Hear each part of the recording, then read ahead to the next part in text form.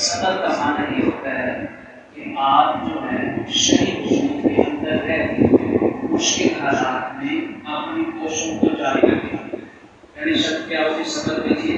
مشکل حالات میں شریف وجود کے اندر رہ کے اپنی کوششوں کو جاری رکھنا ہے. دوسری شرط کیا ہے؟ ان مشکل حالات سے نکلنے کے لیے کسی بھی قسم کا ناجائز وسیلہ استعمال نہیں کرنا ہے، کسی بھی قسم کا ناجائز ذریعہ استعمال نہیں کرنا. مثال کے طور پہ تنگ دستی آ گئی، ناجائز ذریعہ کیا ہے کہ آپ حرام کی روٹی کمانا شروع کر دیں، تو یہ صبر نہیں کہتا ہے.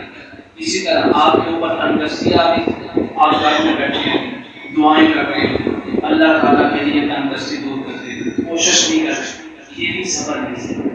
صبر کے لیے کوشش کا ہونا ضروری ہے، شریعت کے اوپر عمل ہونا ضروری ہے، ہر قسم کا ناجائز ذریعہ استعمال نہ کرنا ضروری ہے.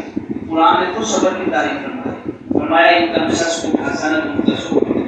میں مسلمان ہوں، جب تمہیں کوئی بھی اچھائی پہنچتی ہے، کوئی بھی بھلائی پہنچتی ہے، یہ جو کافر ہے نا تسؤہم یہ پریشان ہو جاتے ہیں. اگر مسلمان ترقی کر رہے، مسلمانوں کے حالات بدل رہے، ان کو صرف کم سیئات یفرحوا بہا. اور جب تمہیں کوئی مصیبت پہنچتی ہے، تمہارے حالات برے ہوتے ہیں، یا تمہارے اوپر کوئی بھی معاشی مصیبت آتی ہے، یہ خوش ہوتے ہیں. آگے اللہ نے فرمایا جب ایسے حالات آ جائیں، کوئی بھی مصیبت آ جائے، تنگدستی آ جائے، فرمایا وَإِن تَصْبِرُوا، اگر تم صبر کرو، لیکن صبر کے ساتھ ساتھ کیا وَتَتَّقُوا، اور اللہ تعالیٰ سے ڈرتے رہو. یعنی صبر بھی کرنا ہے اور صبر کی حالت میں اللہ تعالیٰ سے ڈرنا بھی ہے. یعنی شرعی اصول کے اندر رہ کے جو ذرائع وہ استعمال کرنے ہیں. فرمایا جب ایسا کام کرو گے لا یضرکم کیدہم شیئا، تو پھر تمہیں کوئی بھی قوم، تمہارا کوئی بھی دشمن تمہیں نقصان نہیں پہنچا پائے گا. کیوں؟ ان اللہ بما یعملون محیط. وہ جو بھی پالیسیاں تمہارے خلاف بنائیں گے، جو بھی کام تمہیں نقصان پہنچانے کے لیے کریں گے، وہ کسی قسم کا نقصان نہیں پہنچا سکتے. کیوں کہ اللہ تعالیٰ ان کے دین کے عمل پہ نظر رکھے ہوئے.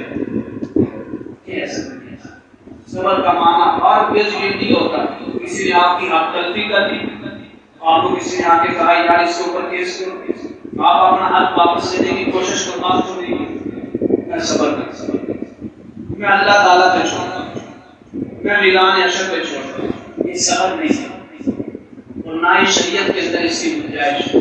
شریعت کہتی ہے کہ آپ ہر قسم کا جائز وسیلہ جو ہے استعمال کر کے اپنا حق واپس لینے کی کوشش کریں، تاکہ دوبارہ اس کو جرأت نہ، اس کو ٹینشن تو دیں. آپ تو گھر میں بیٹھ کے میدان حشر دیکھ رہے ہیں، وہاں اللہ تعالیٰ نے پوچھ لیا کہ میدان حشر پہ چھوڑ کے انہیں اس ظالم کو کتنی جرأت اور طاقت دے گی. تو خاموش ہوا ہے، تیری خاموشی کی وجہ سے اس نے صرف تیرا حق تلفی نہیں کی، پتہ نہیں کتنے لوگوں کے حقوق پہ قبضہ کر کے بیٹھے. ہاں فرمایا صبر کی کوشش جاری رکھو اور اللہ تعالیٰ پہ امید رکھو. ایک نہ ایک دن اللہ تعالیٰ تمہیں ہر قسم کے ظالم کے مقابلے میں کامیاب کر دے گا. اسی طرح اللہ تعالیٰ نے فرمایا ان اللہ مع الصابرین، صبر کرنے والوں کے ساتھ اللہ تعالیٰ ہے. اب جو گھر میں بیٹھا ہے، ہاتھ پہ ہاتھ پہلے بیٹھا ہوا خاموشی کے ساتھ بول نہیں رہا، اس کے ساتھ اس کا کیا ہوگا؟ اس کی مدد اللہ تعالیٰ کیا فرمائے گا کہ خود اپنی مدد نہیں کر رہا. صبر کی تعریف یہ صحیح